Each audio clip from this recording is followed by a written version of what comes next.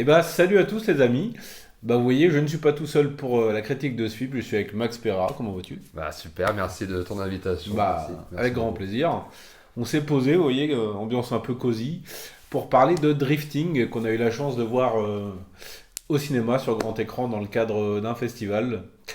Donc c'est le premier film d'un réalisateur qui s'appelle Lee Jun. Lee Jun, voilà, problème de vue, et qui va nous raconter l'histoire d'un petit groupe de personnes sans domicile qui vivent dans la rue et qui vont un jour être confrontés à la police qui va jeter leurs affaires lors d'un nettoyage de rue et ils vont engager une procédure pour déjà récupérer leurs affaires et obtenir une lettre d'excuse publique de la part de la police.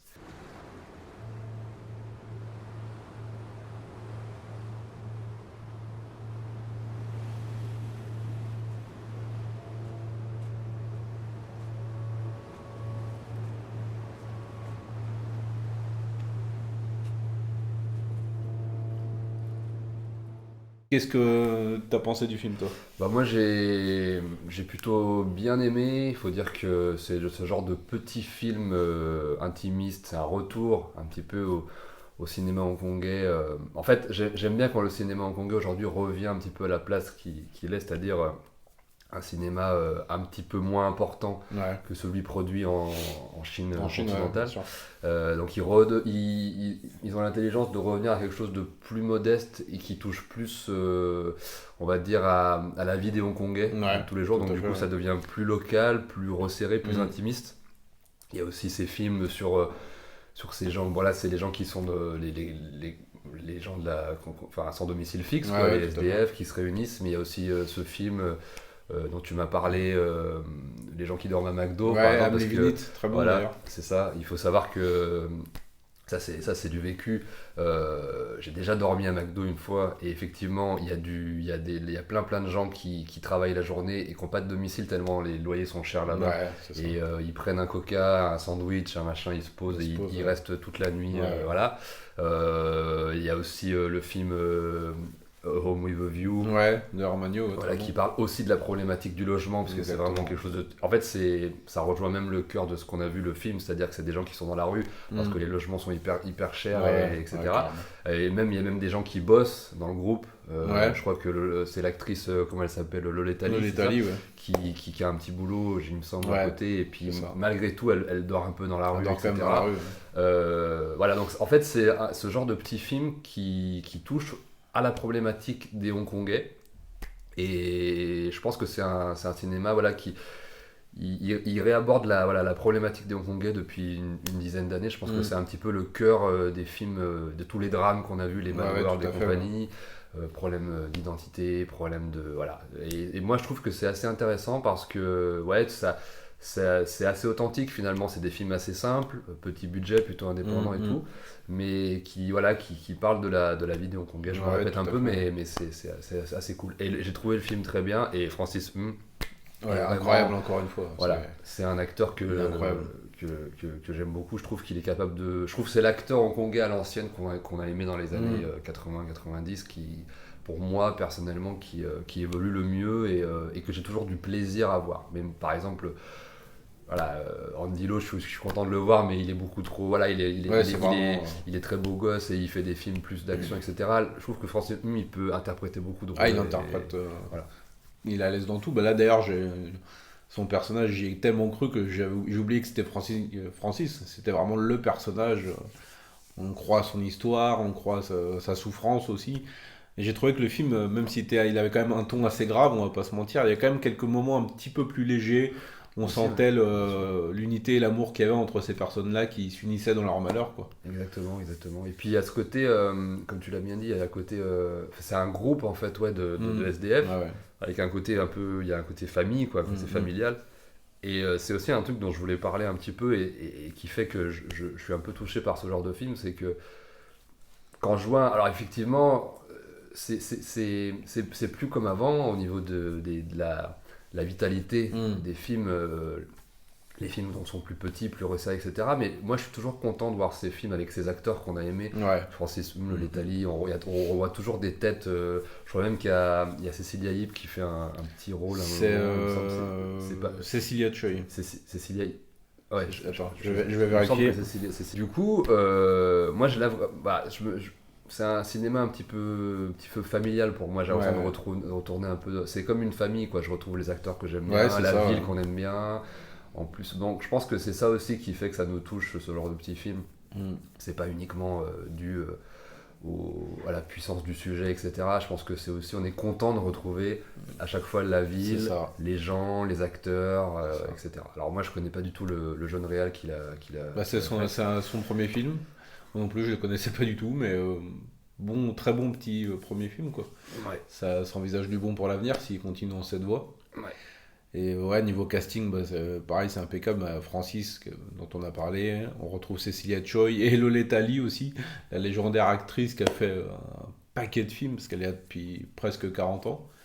Et je crois qu'elle revient pas mal parce que, enfin, je dis ça, mais je pense qu'elle a même vraiment jamais arrêté. Elle était dans le Fruit-chan là, que j'ai vu et dont j'ai pas parlé encore. Coffin Holmes, elle avait un petit Ah rôle oui. aussi également, donc ça fait plaisir de voir ces acteurs qui sont omniprésents, qui sont toujours là, peu importe ce qui se passe, et peu importe les années qui passent, quoi. Ouais, ça fait toujours Ça fait plaisir. plaisir de les retrouver. Mm.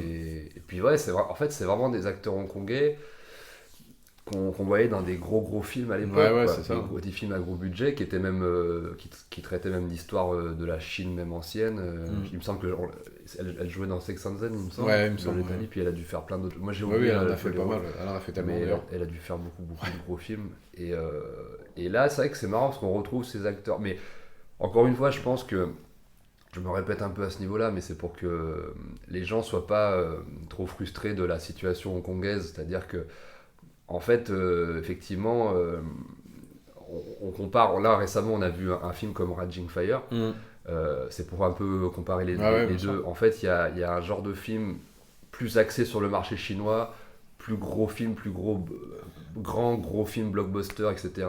Où le savoir-faire hongkongais est insufflé, mais dans une production plus large, dans un marché plus large qui est plus lié à la Chine. Moi, dans Raging Fire, j'ai retrouvé effectivement l'identité du cinéma de Hong Kong, Ouais. mais quand même fait pour un gros cinéma, Ouais, pas bien sûr. uniquement pour des gens Ouais. localement hongkongais, Mm. plus pour la Chine et même j'ai envie de dire pour même la L'international, diaspora ouais, chinoise bien et sûr. même pour Ouais. l'international, etc.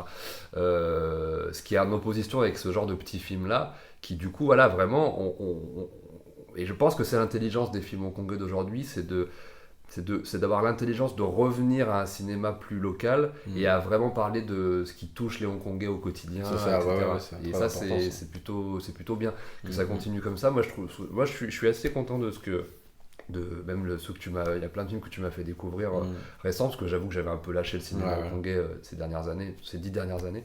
Et il y a plein de petits films comme ça, notamment des drames, Mm. que je trouve Ah, il y a de très bonnes choses, carrément. très intéressants. Après, je peux comprendre que d'un point de vue purement cinématographique, les gens qui ont aimé le cinéma de Hong Kong de la grande époque Mm. soient moins intéressés par ça, Ouais. puisqu'effectivement, on va être moins emporté par des grands auteurs, de la grosse Ouais. mise en scène. Il n'y a pas de noms qui ressortent comme des Tsui Hark et des John Mm. Woo, on n'est plus dans cette époque-là.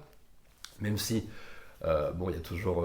J'ai vu Limbo Oui, hier, Tsui Chang et et Tsui tout, Chang ouais. est quand même Ouais, c'est là clair. fait partie des grands. Et quand je vois un film comme Limbo, je me dis, bon, il y a encore des mecs, des grands auteurs qui peuvent faire des trucs. Il y a le Juno Mac aussi qui arrive bientôt. Ouais. Et, On croise et là, les doigts, ouais, j'espère que voilà, on espère qu'il arrivera bientôt. Et là, pareil, c'est plutôt de la mise en scène qui est à un autre niveau quand même. Mm. Là, c'est vrai que c'est des films beaucoup plus simples au niveau mise en scène. Ah oui, mais oui, ça c'est une réale très. Bah, de toute Ouais. façon, pour ce genre d'histoire, il faut une réale un peu entre guillemets terre à terre, mais assez simple, qui vraiment Ouais. capture l'instant. Il y a beaucoup de moments où la caméra est vraiment posée, et on sent l'essence du moment ou de la discussion, ou même qui capte les gestes des acteurs, les regards et tout. Il y a beaucoup de regards très intéressants, très intenses.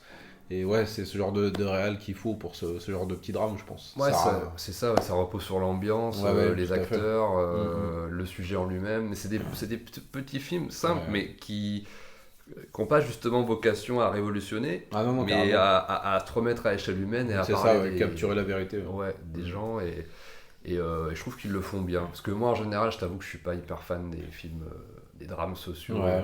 français. Ouais. Voilà, c'est personnel, mais je suis pas très Mhm. fan parce que je trouve ça un petit peu à côté de la plaque.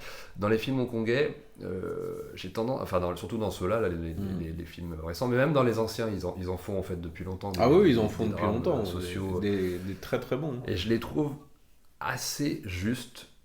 Assez et puis comme tu l'as dit, avec de l'humour, il y a un côté où ils n'hésitent pas ouais, c'est pas que sur une seule note en fait, c'est pas que du drame pendant 1h50. Ouais. Certes, c'est assez pesant quand même, c'est parce que le sujet est grave, mais t'as quand même des moments un peu plus légers.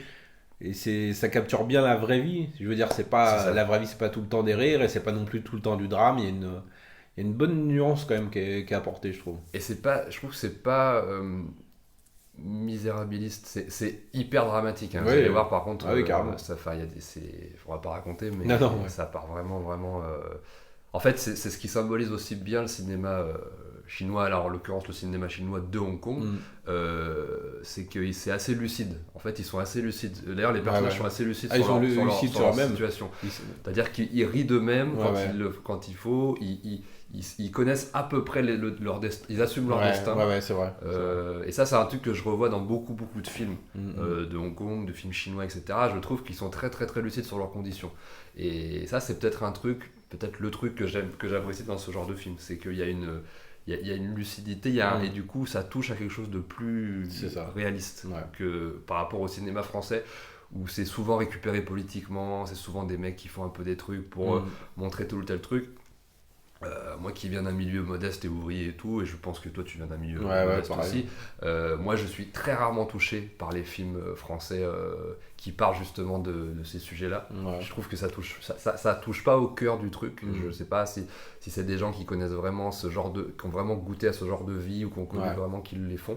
Là, pour le cinéma hongkongais, très souvent, je trouve qu'il y a une lucidité de la rue et des gens qui sont dépeints dans les films, je trouve.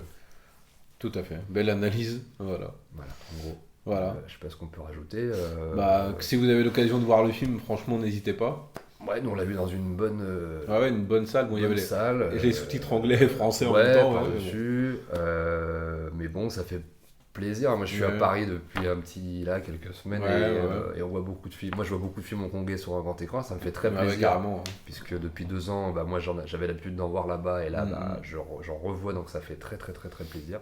Le seul petit bémol, mais qui n'est pas forcément dû au film pour moi, c'est la durée des films en général. Je trouve que les films d'aujourd'hui sont un peu longs. Là, je crois qu'ils duraient 2 heures. 1h50. Ouais, voilà. Ça correspond un petit peu au marché de maintenant. Moi, je dirais que je préfère les films un peu plus courts. Un peu plus resserrés. Surtout que je pense que c'est des histoires qui... Mais c'est comme ce que j'avais vu pour Raging Fire. Je trouvais que tu fais durer le film 1h30. Pour moi, ça passe très bien. Mais ça, c'est pas propre au cinéma de Hong Kong ou au cinéma chinois. C'est le cinéma du monde entier. Je trouve les films trop longs. Mais ça, c'est vraiment personnel. Et voilà. Moi, perso, j'ai pas vu le temps passer. Ça glissait comme une lettre à la poste. Parce que on était bien investi dans les personnages. C'est vrai que par contre, c'est quand même bien passé. C'est quand même bien passé. Donc voilà, les amis, si vous avez eu la chance de voir le film, n'hésitez pas à nous laisser vos petites impressions en commentaire, qu'on puisse en discuter. Et puis, je pense qu'on va se faire 2-3 autres vidéos dans les jours qui arrivent. Donc, on se retrouvera très bientôt pour parler de cinéma asiatique. Parce que vous savez que ça déchire. Yeah. Ciao.